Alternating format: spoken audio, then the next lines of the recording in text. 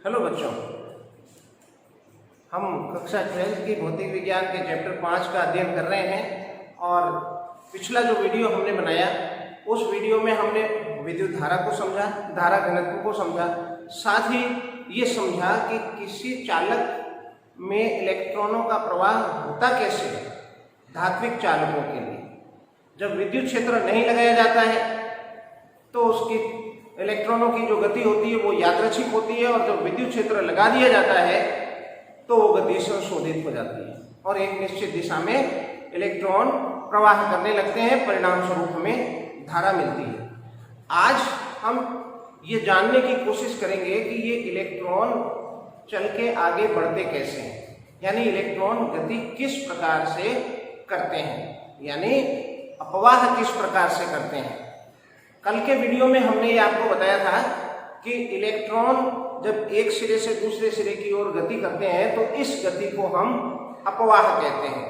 तो इनकी वेग क्या होगा या चाल क्या होगा, तो इसे हम सीखेंगे इस टॉपिक में, अपवाह वेग में। चलिए शुरू करते हैं। मान लीजिए कि ये एक चालक है और इस चालक में क्या होगा आपको मालूम है, इस चालक में होंगे विभिन्न मुक्त इलेक्ट्रॉन। ये विभिन्न मुक्त इलेक्ट्रॉन है और जब विद्युत क्षेत्र नहीं लगाया जाएगा तो ये मुक्त इलेक्ट्रॉन ऊष्मीय ऊर्जा, वातावरण की ऊष्मीय ऊर्जा प्राप्त करके यादृच्छिक गति करेंगे। लेकिन जैसे ही विद्युत क्षेत्र लगा दिया जाएगा, विद्युत क्षेत्र लगा देने के परिणाम स्वरूप क्या होगा, विद्युत क्षेत्र लगाया, ये पॉजिटिव, दैट्स वाई पॉजिटिव, ये नेगेटिव और इसलिए ये सिरा नेगेटिव, यानी अंदर एक विद्युत क्षेत्र आया, ये विद्युत क्षेत्र आया अंदर। अब विद्युत क्षेत्र के कारण हम जानते हैं आवेशों पर बल लगता है और इसलिए इन इलेक्ट्रॉनों पर भी एक बल लगेगा और ये इलेक्ट्रॉन विद्युत क्षेत्र के विपरीत दिशा में बल अनुभव करेंगे और इसलिए इधर गति करेंगे। लेकिन हम इसे डिटेल से समझेंगे। इतना ही नहीं है, इसमें काफी कुछ है जिसे हम डिटेल से समझेंगे। मान लीजिए आपने विद्युत क्षेत्र नहीं लगाया, विद्युत क्षेत्र नहीं लगाया तो इलेक्ट्रॉन की गति यादृच्छिक है। यादृच्छिक होने का मतलब कि इसकी एक दिशा निर्धारित नहीं है। हो सकता है इस दिशा में हो या हो सकता है अन्य किसी दिशा में हो, यानी ये ऊष्मीय ऊर्जा प्राप्त करके इलेक्ट्रॉन एक निश्चित चाल से गति कर रहा है और वो निश्चित प्रारंभिक चाल है जिसे हम ऊष्मीय यादृच्छिक चाल कहेंगे। तो अभी जब विद्युत क्षेत्र आरोपित नहीं किया जाता है, विद्युत क्षेत्र आरोपित नहीं करने पर इसके पास कौन सी चाल है, ऊष्मीय यादृच्छिक चाल, जिसे मैं कुछ नाम दे दूं U। चूंकि कोई बल नहीं लग रहा है इसलिए ये नियत वेग से इलेक्ट्रॉन गति करता रहेगा। अब जैसे ही मैंने विद्युत क्षेत्र लगा दिया तो दो बातें होंगी। एक तो ये कि इस गति को एक निश्चित दिशा मिलेगी और दूसरी इस इलेक्ट्रॉन पर एक बल लगेगा। तो क्या होगा कि विद्युत क्षेत्र लगाने पर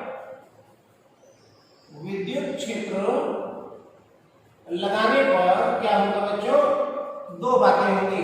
एक तो दिशा मिलेगी, यानी दिशा प्राप्त होगी। कौन सी दिशा, इलेक्ट्रॉन की है बात, तो विद्युत क्षेत्र के विपरीत दिशा में, यानी अब इसको दिशा ये मिल जाएगी, ये दिशा मिल जाएगी। तो इस दिशा में इसका वेग क्या रहेगा, जो इस दिशा में वेग था u, वो इस दिशा में हो जाएगा, यानी प्रारंभिक वेग इसका u ही बना रहेगा। और दूसरी बात क्या होगी, दूसरी बात ये होगी कि मुक्त इलेक्ट्रॉन पर एक बल कार्य करेगा।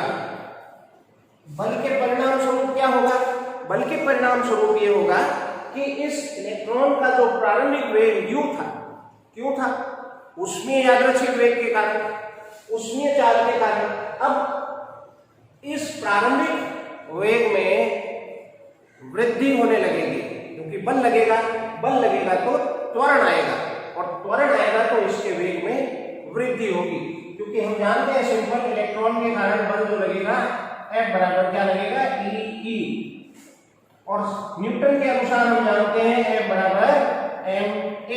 तो जब बल लगेगा तो त्वरण आएगा, और त्वरण आएगा तो इसके वेग में लगातार वृद्धि होगी, और वृद्धि होते होते होते होते अंततः कहीं जाकर ये टकरा जाएगा, क्योंकि हम जानते हैं इलेक्ट्रॉन जब चालक में गति करते हैं तो टक्करें होती हैं, और टक्करें 3 प्रकार से हमने चर्चा करी थी पिछले वीडियो में, जिसमें से एक था धनायनों से, दूसरी टक्कर अशुद्धि परमाणुओं से, और तीसरी स्वयं मुक्त इलेक्ट्रॉनों से, जिनकी संभावना सबसे कम होती है। जो तीसरा बताया है इसकी संभावना सबसे कम होती है, और ये चालकों के जो विद्युतीय गुण है उसको बहुत कम प्रभावित करते हैं।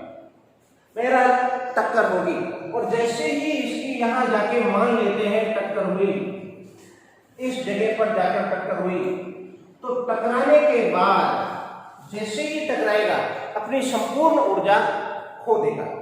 कौन सी ऊर्जा? जो यहां इसने विद्युत क्षेत्र के कारण प्राप्त करी। विद्युत क्षेत्र के कारण क्या हुआ? एक तो दिशा प्राप्त हुई, एक मुक्त इलेक्ट्रॉनों पर बल लगा, और बल लगा तो लगातार इसका वेग बढ़ता गया। वेग बढ़ता गया यानी इसकी गतिज ऊर्जा बढ़ती गई, क्योंकि आप जानते हैं गतिज ऊर्जा क्या होती है, 1/2 mv²। अब इसकी गतिज ऊर्जा बढ़ते बढ़ते बढ़ते बढ़ते अंततः ये जाके कहीं टकराया, और टकरा के अपनी जो गतिज ऊर्जा इसने प्राप्त करी थी ये खो देगा। किस रूप में खोएगा? तो ये जब आयनों से टकराएगा या अशुद्धि परमाणुओं से टकराएगा तो उन परमाणुओं को ऊष्मा ऊर्जा के रूप में ऊर्जा स्थानांतरित कर देगा, और इस प्रकार ये अपनी ऊर्जा खो दी।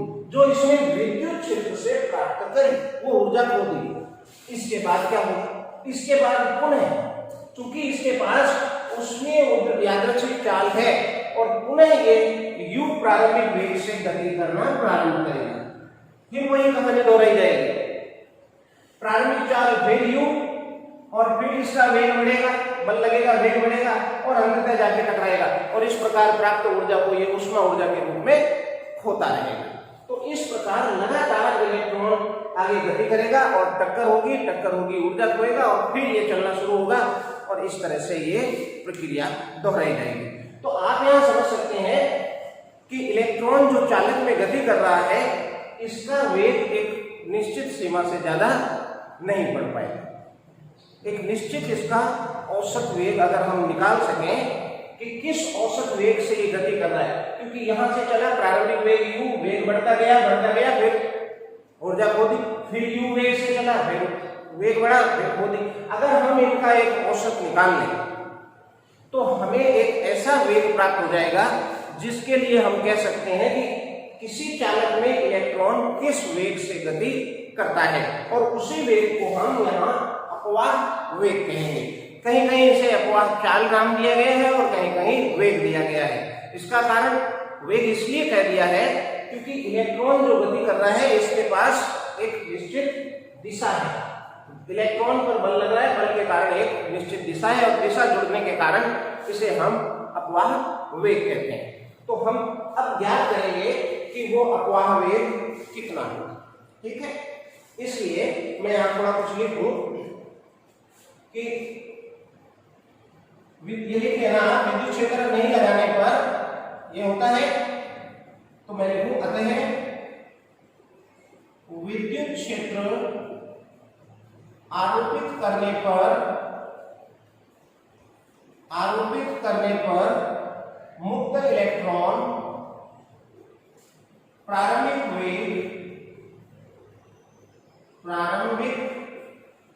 वेग u से गति करते हैं, तथा विद्युत क्षेत्र के कारण उन पर एक बल F बराबर E कार्य करता है। परिणाम स्वरूप वेग में वृद्धि होती है। तथा ऊर्जा बढ़ती है। गतिज ऊर्जा भी बताई हाफ mv स्क्वायर, ऊर्जा बढ़ती है। अंततः जब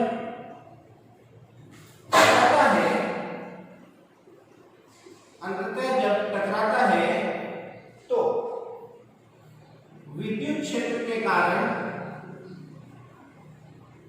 प्राप्त ऊर्जा खो देता है। किस रूप में खो देता है?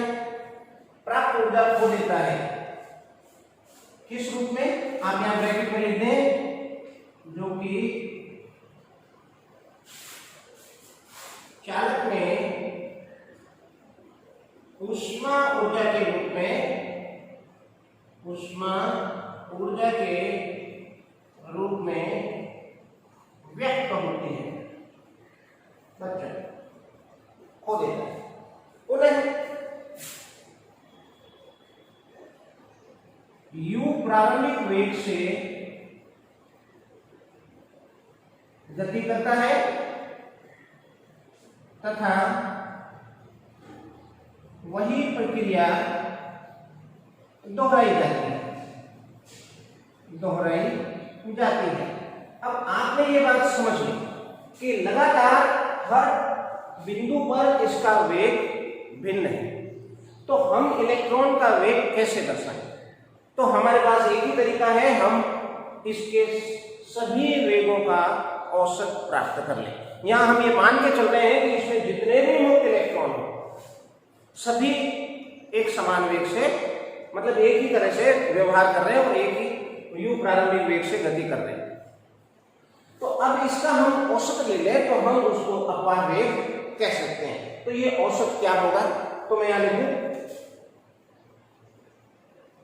ऊष्मीय यादृच्छिक वेग, ऊष्मीय यादृच्छिक वेग तथा विद्युत क्षेत्र के कारण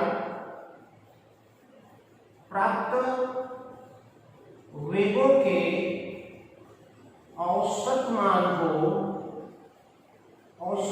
को अपवाह वेग कहते हैं। अपवाह वेग कहते हैं। चलिए, अपवाह वेग की आपको एक परिभाषा भी मिल गई, तो आप अपवाह वेग इस तरह से परिभाषित कर सकते हैं। अब आप नोट करें। अब चलते हैं इसका डेरिवेशन ज्ञात करने। स्क्रीनशॉट ले लें आप और इसको नोट कर लें। बच्चों अभी हमने ये सीखा कि विद्युत क्षेत्र लगने पर एक बल लगता है और बल लगने के कारण न्यूटन के अनुसार त्वरण प्राप्त होता है, और त्वरण प्राप्त होता है तो उसके वेग में वृद्धि होती है। हम ये जाने कि कितना त्वरण मिलेगा। तो मैं लिखूं विद्युत क्षेत्र के कारण बल, विद्युत क्षेत्र के कारण बल कितना? F बराबर E। और अब आप देखें यहाँ, चूंकि हम इलेक्ट्रॉन की बात कर रहे हैं, जब हम इलेक्ट्रॉन की बात कर रहे हैं तो विद्युत क्षेत्र इधर है तो बल इधर लग रहा है, यानी जब हम इसको सदिश रूप में दर्शाते हैं तो यहाँ हमें ऋणात्मक चिन्ह लगाना होगा। यदि सदिश नहीं दर्शाते, F बराबर E लिखते तो आपको माइनस लिखने की जरूरत नहीं थी। न्यूटन के द्वितीय नियम अनुसार, न्यूटन का द्वितीय नियम क्या कहता है? नियम अनुसार बल लगेगा तो त्वरण आएगा, F बराबर F। जिस दिशा में बल लगेगा उसी दिशा में त्वरण आएगा, नो प्रॉब्लम। अतः हम इन दोनों को बराबर करके ऐसे लिख सकते हैं कि FA बराबर minus EE, this is, and त्वरण कितना आएगा? A बराबर माइनस EE बाई M। ऋणात्मक चिन्ह क्यों लिया है ये कारण मैंने आपको बता दिया। अब इस त्वरण के कारण प्रारंभिक वेग U से आगे बढ़ने लगेगा। मान लें कि ये जो टक्कर हो रही है कुछ समय पश्चात, T समय पश्चात हो रही है। भिन्न भिन्न अंतराल अलग अलग समय के होंगे। यहाँ टक्कर कुछ समय पश्चात होगी तो जरूरी नहीं है उतने ही पश्चात यहाँ टकरो, यहाँ टकरो के बीच लगा समय भिन्न होगा, यहाँ भिन्न होगा, हर जगह भिन्न होगा। तो मैं मान लेता हूं कि माना इस स्थान के लिए माना इलेक्ट्रॉन t समय पश्चात टकराता है।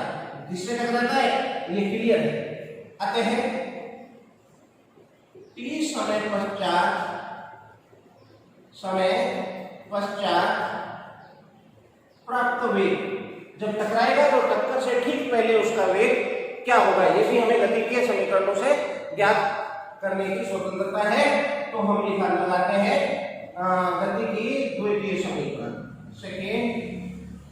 प्रथम ही ले लेते हैं, प्रथम समीकरण, एंड दैट इज v बराबर u प्लस at। ये प्रारंभिक वेग, ये त्वरण, ये लगा समय, ये अंतिम वेग। अब यहाँ हम इसकी वैल्यू रखते हैं, तो v बराबर आया u, तो u ही है प्रारंभिक वेग, त्वरण a जो लिया है हमने वो लिया है माइनस e बाई m,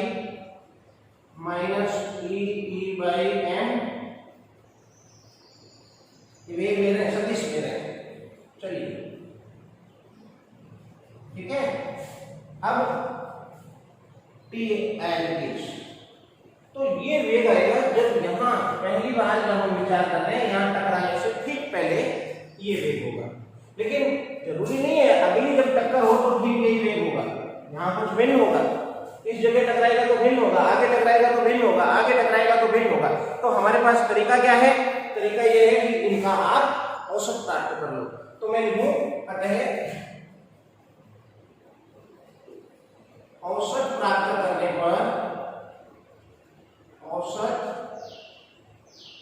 करने पर, अब औसत कैसे प्राप्त करें, तो औसत के लिए मैं यहाँ निशान लगा देता हूं, दिस टाइप v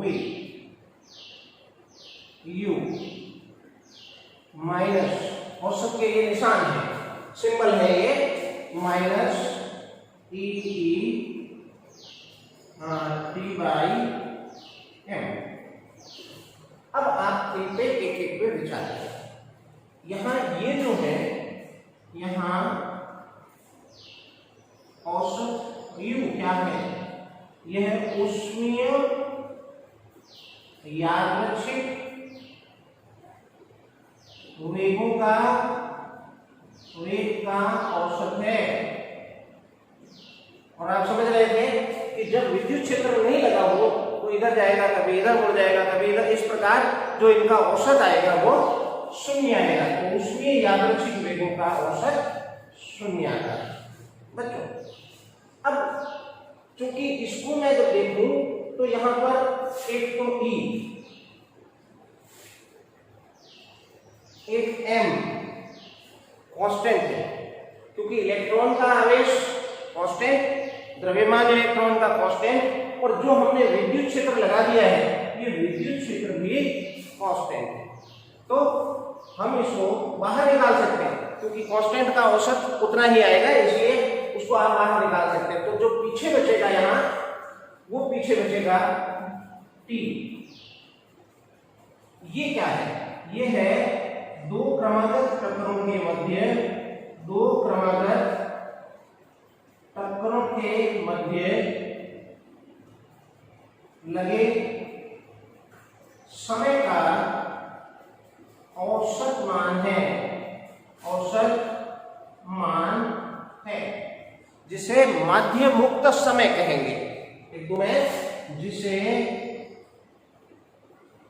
माध्य मुक्त काल समय लिखो, समय, या एक नाम और है इसका, या विश्रांति काल कहेंगे, विश्रांति काल कहते हैं, और इसे रिप्रेजेंट टॉ से करते हैं। तो यहां मैं टॉ लिख देता हूं, दिस इज टॉ।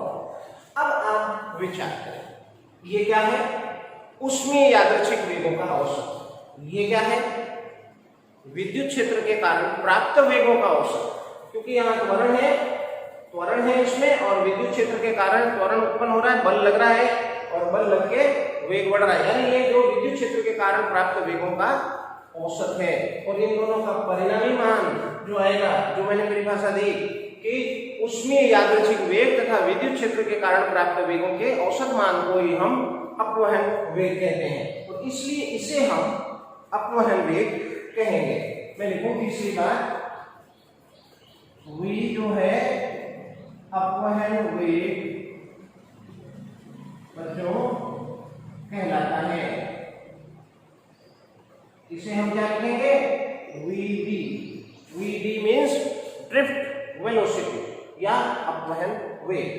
तो अब इसको, इस लाइन को मैं एक बार फिर से लिख दूं यहाँ, v बराबर औसत u माइनस E/m एंड औसत t। ये लाइन आप एक्चुअल में यहाँ डालें, जिससे क्या होगा कि ये लाइन क्लियर हो जाएगी, नहीं तो आपको इसको समझना पड़ेगा कि बाहर निकाल दें। तो अब मैं लिखूं, अतः v को क्या लिख रहे हैं, vd, u को क्या लिख रहे हैं, 0 minus E/m and tau। This is drift velocity, the derivation of drift velocity. अब चूंकि हम यहाँ पर ये सिंबल यूज कर रहे थे, सदिश निरूपण दे रहे थे इसको, तो अभी भी हम सदिश निरूपण देंगे। उसी स्थिति में ये ऋणात्मक चिन्ह वैल्यू रखेगा। अगर हम सदिश रूप में ना लिखें, अदिश रूप में लिखें तो अदिश रूप में ये बनेगा vd बराबर E tau by m, ये बन गया। और इसे हम अपवहन चाल कहते हैं बच्चों, ये अपवहन चाल। अब आप देखें कि जितना अधिक विद्युत क्षेत्र लगेगा उतना अधिक अपवहन वेग प्राप्त होगा। विश्रांति काल जितना अधिक होगा अपवहन वेग भी उतना ही अधिक होगा। और विश्रांति काल अधिक होना कब होगा, अधिक जब इलेक्ट्रॉन दूर दूर हो, यानी इनका संख्या घनत्व कम, मुक्त इलेक्ट्रॉन कम संख्या में। चलिए नोट करें, चलते हैं अगले टॉपिक की ओर। और नेक्स्ट टॉपिक है आपका, नेक्स्ट डस्टर व्यू।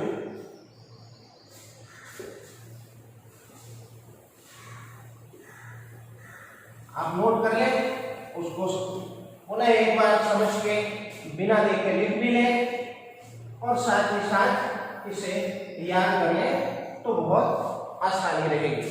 अगला टॉपिक है हमारा गतिशीलता। बच्चों, गतिशीलता क्या है? गतिशीलता दैट इज मोबिलिटी।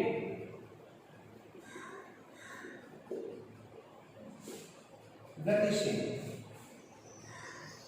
इसे आप ऐसे समझ सकते हैं कि एक चिकनी सतह पर और एक खुरदरी सतह पर कोई वस्तु लुढ़काई जाए तो चिकनी सतह पर आसानी से लुढ़केगी और खुरदरी सतह पर कठिनाई से लुढ़केगी। यानी चिकनी सतह के लिए जो गतिशीलता है वो अधिक है, यानी जो गतिशीलता है वो पदार्थ की प्रकृति पर निर्भर करता है, यानी ये एक पदार्थ का अभिलक्षण है। इसे कैसे हम ज्ञान करें तो हम समझें कि हमारे पास, हम जानते हैं अपवहन चाल क्या है, सदिश रूप में नहीं ले रहे हैं, Vd बराबर E tau by m, याद रखें। अब हम इसी चालक के लिए विचार करते हैं। तो यहाँ पे आप देखें कि E जो है और m जो है कांस्टेंट, यहाँ E व m नियतांक है, क्योंकि ये इलेक्ट्रॉन का आवेश है, ये इलेक्ट्रॉन का द्रव्यमान है, तो ये तो कांस्टेंट है, ऑलवेज एवरेज कांस्टेंट है। बट तो अभी मैंने आपको समझाया कि ये पदार्थ का अभिलक्षण है और इसलिए यदि पदार्थ हम नहीं बदलते हैं, चालक नहीं बदलते हैं जब तक, तब तक विश्रांति काल भी कांस्टेंट है। तो मैं लिखूं तथा तो यानी विश्रांति काल पदार्थ का अभिलक्षण होता है।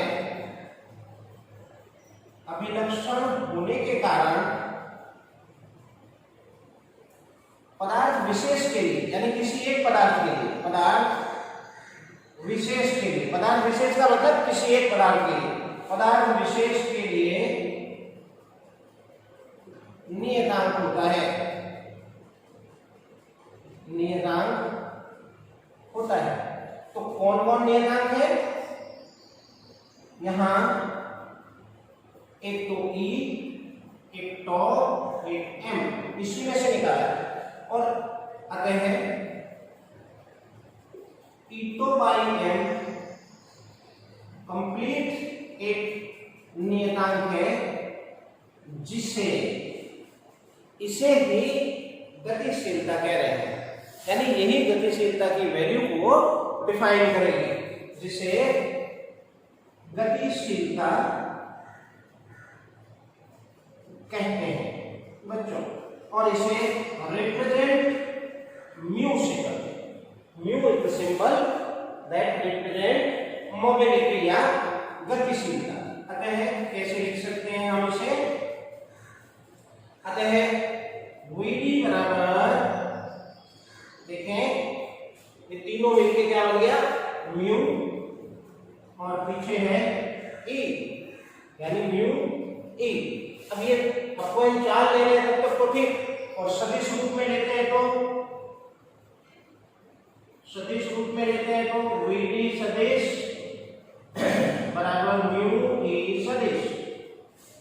ठीक है। अब यहाँ पे अगर म्यू की वैल्यू निकालें तो क्या बनेगा? म्यू बराबर पक्षांतर कर ले सिंपल, E को इधर भेज दें तो Vd बाई E। स्पष्ट है? क्या स्पष्ट हुआ? स्पष्ट है। अपवहन वेग या चाल तथा विद्युत क्षेत्र के अनुपात को गतिशीलता कहते हैं। तो ये गतिशीलता आपके परिभाषित हो गई, गतिशीलता बच्चों कहते हैं। क्लियर? इन दोनों का ये अनुपात। अब आते हैं इसके मात्रक पर। तो इसका मात्रक क्या होगा? सिंपल है, हमने अपवहन वेग या अपवहन चाल के मात्रक पर विचार नहीं किया था क्योंकि वो धातुवेगी चाल जिसका मात्रक फिक्स है, मीटर प्रति सेकंड है। अब आप आ जाए तो इसका मात्रक यहां से निकाल लें तो मात्रक बनेगा, इसका मात्रक होगा वेग का मीटर पर सेकेंड और विद्युत क्षेत्र। तो विद्युत क्षेत्र के हमने दो मात्रक दिए थे। एक मात्रक है वोल्ट पर मीटर जो मैं यहां ले रहा हूं, एक आपने लिया था एकांक आवेश पर लगने वाला बल यानी न्यूटन प्रति कूलम। दोनों सिमिलर है। अब इसको मैं पक्षांतर कर दूं तो ये बन गया m2 प्रति सेकंड प्रति वोल्ट। एस भी नीचे आ रहा है सेकंड, तो प्रति सेकंड और या वोल्ट प्रति सेकंड है तो वोल्ट ले लो पहले और सेकंड बाद। और जो इसका विमीय सूत्र है वो मैं आपके लिए छोड़ देता हूं क्योंकि 11th में आपकी प्रैक्टिस। बच्चों ये है अपवहन चाल के लिए, गतिशीलता के लिए। अब आप इस पर विचार करें तो अपवहन वेग जो है, चलिए वो मैं आगे ले लूंगा कि इसको तिरछा लिखें। अतः हम तो क्या लिख सकते हैं? Vd बराबर म्यू E, जिसे हमने कहा कि यदि सेम विद्युत क्षेत्र रखें, विद्युत क्षेत्र हम सेम रखें और चालक बदल दें, एक चालक और दूसरा चालक, हमने दोनों पर सेम विद्युत क्षेत्र लगाया, लेकिन क्या है कि चालक भिन्न भिन्न है। तो जब चालक भिन्न भिन्न हो जाएगा तो आप जानते हैं कि ये पदार्थ विशेष का के लिए नियतांक है, यानी पदार्थ का अभिलक्षण है, तो म्यू बदल जाएगा। उस स्थिति में हम लिख सकते हैं VD फॉर फर्स्ट चालक एंड VD फॉर सेकंड चालक, यानी दोनों चालकों के लिए अपवहन चाल का अनुपात जो है उनकी गतिशीलताओं के अनुपात में होगा, या आप कह सकते हैं कि अपवहन चाल गतिशीलता के समानुपाती है। जितनी ज्यादा गतिशीलता उतनी ज्यादा अपवहन चाल। तो मैं लिखूंगा, स्पष्ट है, अपवहन चाल गतिशीलता के समानुपाती होती है। और यहाँ लिखने से पहले यहाँ लिख लें, मैं बोल देता हूं कि दो भिन्न प्रकार के चालकों पर समान विद्युत क्षेत्र लगाने पर उनकी अपवहन चाल का अनुपात उनकी गतिशीलताओं के अनुपात में होगा। आप इसको नोट करें। चलते हैं आगे। बच्चों स्क्रीनशॉट ले लिया करें और टॉपिक को लगातार समझ लें और फिर उसके बाद आप उतार लें। आशा कर रहा हूं कि ये चीजें आपको बोर्ड पर स्पष्ट दिखाई पड़ रही होंगी। अपवहन चाल तथा विद्युत धारा में संबंध। अगला टॉपिक है अपवहन चाल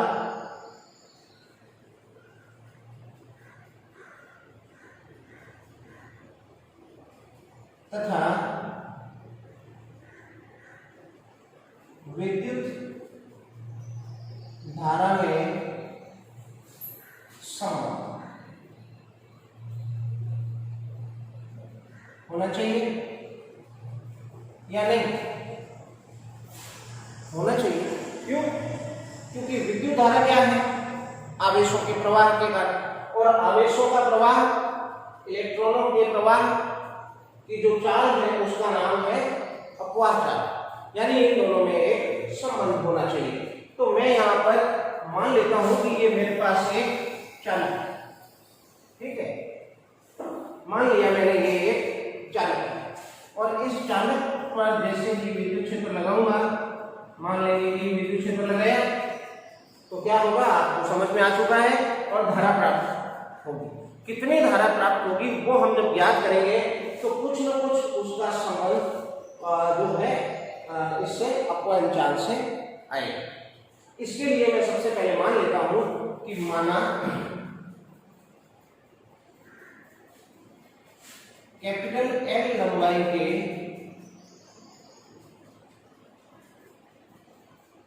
एक चालक के प्रति एकांक आयतन में मुक्त इलेक्ट्रॉनों की संख्या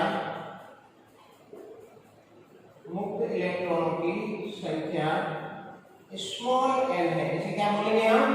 संख्या घनत्व n है, तथा चालक का अनुप्रस्थ काट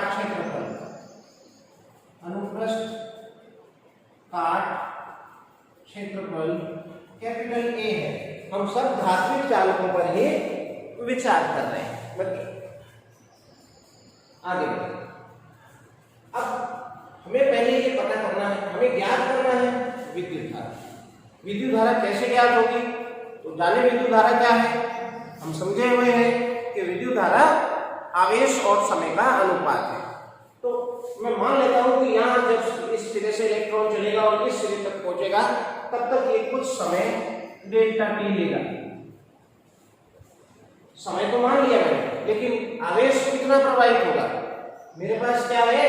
एकांक आयतन में मुक्त इलेक्ट्रॉनों की संख्या है। तो मैं देख रहा हूं कि एकांक आयतन में जब मुक्त इलेक्ट्रॉनों की संख्या है तो इस आयतन में मुक्त इलेक्ट्रॉनों की कितनी संख्या है? तो मैं लिखूं कि अतः चालक में उपस्थित कुल इलेक्ट्रॉन की संख्या।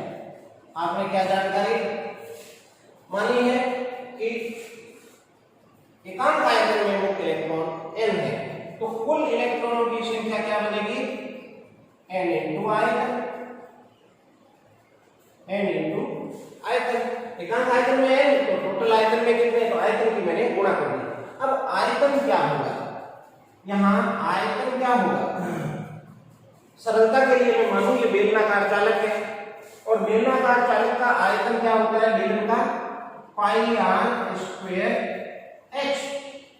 h मीन्स इसकी हाइट यानी लेंथ, जिसको हमने कैपिटल N माना है, और पाई आर स्क्वायर यानी त्रिज्या हमको नहीं दी गई है, हमें तो इसका अनुप्रस्थ काट दिया गया है कैपिटल A।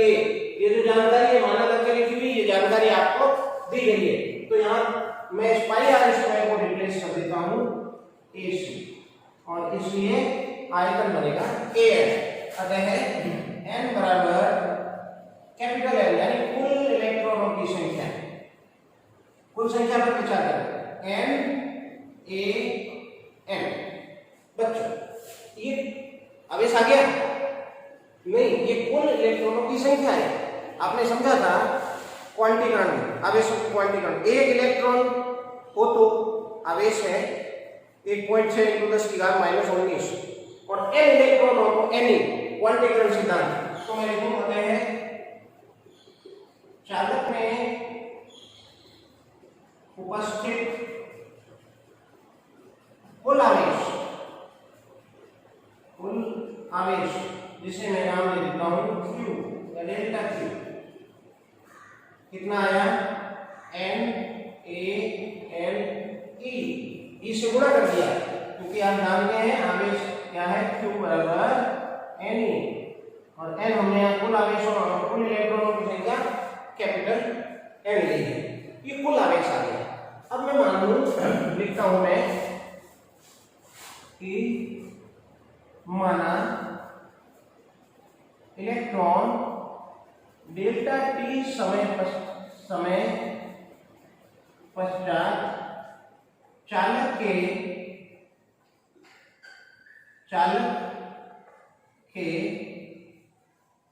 लाइट चली गई है, दूसरे सिरे तक पहुंचता है, यहां से यहां पहुंचता है। हम इसके बीच में कोई छोटा सा भी गैप ले सकते हैं, तो पहुंचता है। अतः प्राप्त धारा कितनी होगी? I बराबर I क्या होगा? Q by T।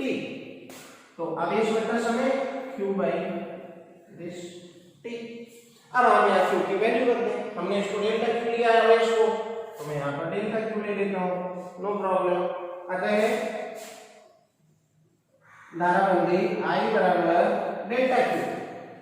N क्या आया? NaNe। तो यहाँ लिख दें आप NaNe बाई समय यानी डेल्टा T। और यहाँ अगर आप गौर से देखें तो L बाई डेल्टा T क्या है? L means length. यहां से यहां तक दूरी बटा समय चाल है, लेकिन कौन सी चाल है? यहां से यहां तक कौन जा रहा है? इलेक्ट्रॉन जा रहा है, और इलेक्ट्रॉन किस वेग से चल रहा है? अपवहन वेग से। और इसलिए मैं लिखूंगा यहाँ Vd, ये आपके अपवहन वेग है, अतः धारा का क्या फॉर्मूला हुआ? I बराबर NaeVd। देखें L by delta T, NaE and this is Vd। Vd means अपवहन वेग। तो ये विद्युत धारा का व्यंजक है जो अपवहन वेग को शामिल कर रहा है। अब हमारा टॉपिक क्या था? अपवहन चाल और विद्युत धारा में संबंध। तो आपको संबंध दिखा है यहाँ, क्या संबंध है? अतः I समानुपाती Vd, ये संबंध है। आप देखिए मुक्त इलेक्ट्रॉनों की संख्या दिए गए चालक के लिए क्या होगा, मुख्य इलेक्ट्रॉनों की संख्या एकांक आयतन में अनुप्रस्थ काट समान है और आवेश तो कांस्टेंट है, और इसलिए यहाँ धारा जो है अपवहन चाल के समानुपाती है। तो मैं लिखूंगा स्पष्ट है चालक में प्रवाहित विद्युत धारा, चालक में प्रवाहित विद्युत धारा अपवहन वेग या चाल के बच्चों समानुपाती होती है। ये आपने कंक्लूजन निकाल लिया जो कि आपका टॉपिक कह रहा है। आप इसे नोट करें, करते हैं आगे। स्क्रीनशॉट ले लिया हमने बार बार होने पर।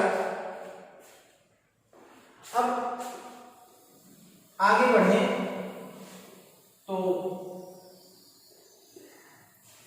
चूंकि हम जानते हैं अपवहन वेग जो है गतिशीलता से जुड़ा हुआ है, और इसलिए हम यहाँ इसके अंदर गतिशीलता डालेंगे। तो मैं लिखूं, हम जानते हैं गतिशीलता क्या थी, आप उन्हें याद करें, म्यू बराबर वीडी बाई ई,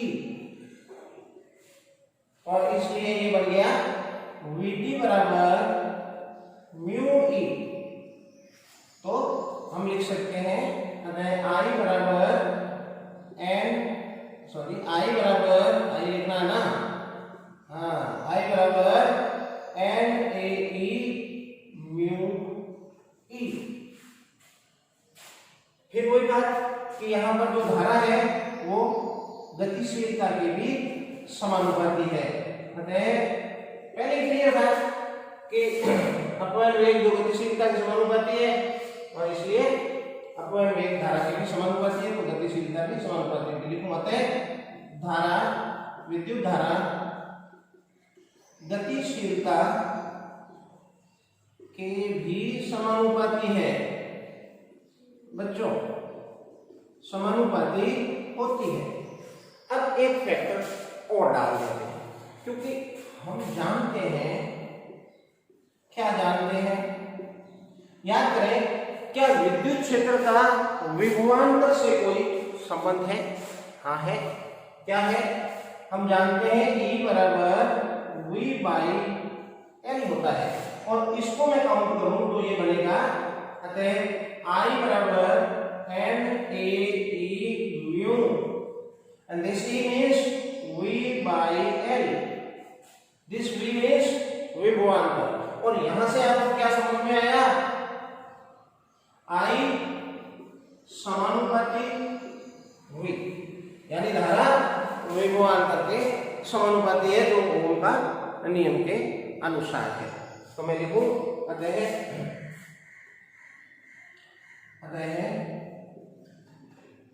धारा विभवांतर के बच्चों समानुपाती होती है। आप नोट करें, लाइट गई है, गर्मी पड़ रही है, फटाफट इसको हम निपटाएं।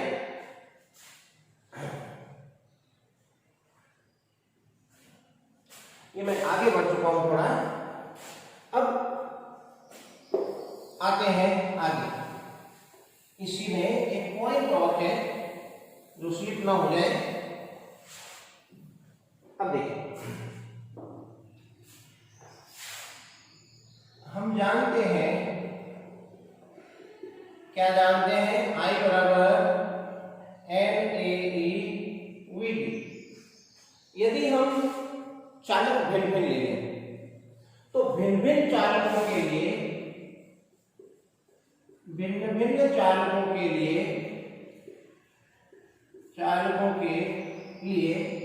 क्या भिन्न भिन्न होगा?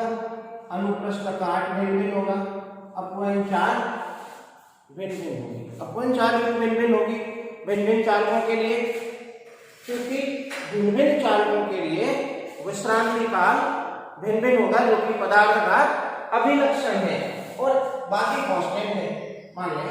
तो क्या होगा, आई जो एन ई है, हाँ रख दो भाई,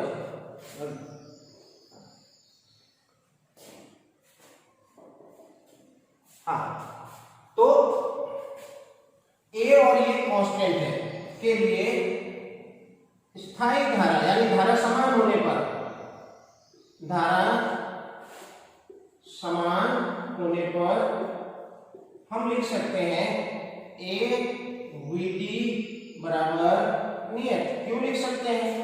क्योंकि ये भिन्न भिन्न होंगे, लेकिन ये कांस्टेंट और हमने चालक में धारा समान मानी। अब इसको एक तरह से समझें। मैंने यहां कहा कि दो चालक हैं, उनमें समान धारा है, उसके लिए ये बात लागू है। लेकिन हम इसको ऐसे भी समझ सकते हैं कि चालक एक ही है,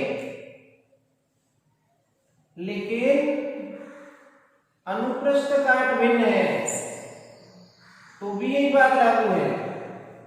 अब यहां अनुप्रस्थ काट अलग है, यहां अनुप्रस्थ काट अलग है, तो मैं ये लिखूं असमान अनुप्रस्थ काट के लिए, असमान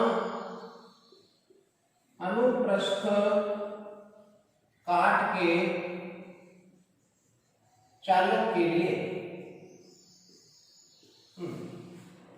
तो भिन्न भिन्न चालक को आपको लेने की जरूरत नहीं है, यहां तक आप ब्रैकेट में रखें। तो हम क्या कह सकते हैं? अतः VD बराबर नियत बाई A या VD is inversely proportional to A। इसका क्या मतलब? जहां अनुप्रस्थ काट अधिक होगा वहां अपवहन चाल कम होगी। लिखें, स्पष्ट है, चालक के अधिक अनुप्रस्थ काट पर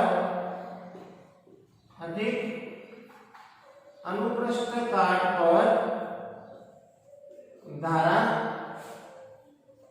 का अपवहन चाल, धारा का नहीं होता है, इलेक्ट्रॉनों का होता है। काट पर अपवहन चाल कम तथा कम अनुप्रस्थ काट पर अधिक होता है। ये उसी प्रकार है जैसे किसी पाइप में पानी प्रवाहित हो रहा है, तो अनुप्रस्थ काट आपने कम कर दिया, पानी को दबा दिया, तो पाइप को दबा दिया, तो उसकी स्पीड यानी वेग बढ़ जाता है। बहुत सारी स्थितियों में हम विद्युत धारा के प्रवाह और जल के प्रवाह की समानता पाते हैं। आप इसे नोट करें, चलते हैं। एक छोटी सी बात और है, अपवहन वेग तथा विभवांतर में संबंध नोट कर लें आप।